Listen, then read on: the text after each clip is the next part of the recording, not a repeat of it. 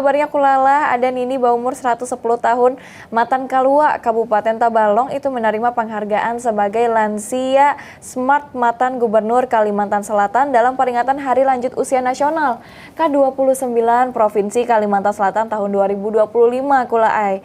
Nini nang bangaran armiah ngini salah saikung lansia nang bagana di Panti Perlindungan wan Rehabilitasi Sosial Lanjut Usia Budi Sajahtera di Banjarbaru. Wah, panjang umur si Ding, Tinggi, 110. alhamdulillah. Masya Allah. Tinggi, dapat penghargaan jua langsung dari gubernur. Nah, kayak apa habannya kula? Ini gesan bubuan pian sabarataan.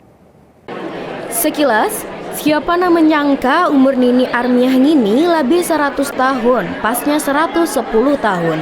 Sudah 5 tahun ini, Nini Armiah yang merupakan warga Kaluah, Kabupaten Tabalong, menjadi penghuni Panti Perlindungan dan Rehabilitasi Sosial Lanjut Usia Budi Sajahtera Banjarbaru, wan tercatat sebagai lansia nang paling tua. Kadada nang istimewa, waya ditakoni apa resep supaya panjang umur. Pola makan nang sama seperti nang lainnya. Tagal, Nini Armaniah menjaga hubungannya dengan Sang Maha Pencipta. Sembahyang 5 waktu adalah kunci nang Sidin tarapakan dalam keseharian hidupnya di usia nang sanja. Sehingga kemudian Nini Armiah mendapatkan penghargaan Lansia Smart yang merupakan anonim matan sihat, mandiri, aktif, wan produktif matan Gubernur Kalimantan Selatan.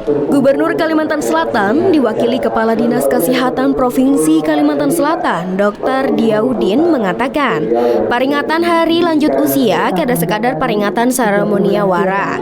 Ini menjadi refleksi akan pola wan edukasi usia hidup warga Banua. Peringatan Hari Lanjut Usia Nasional ke-29 Provinsi Kalimantan Selatan dirayakan wan sanam bersama, pemeriksaan kesehatan, wan jua penyerahan bantuan serta penghargaan kalawan lansia. Selain itu juga dilaksanakan seminar kesehatan.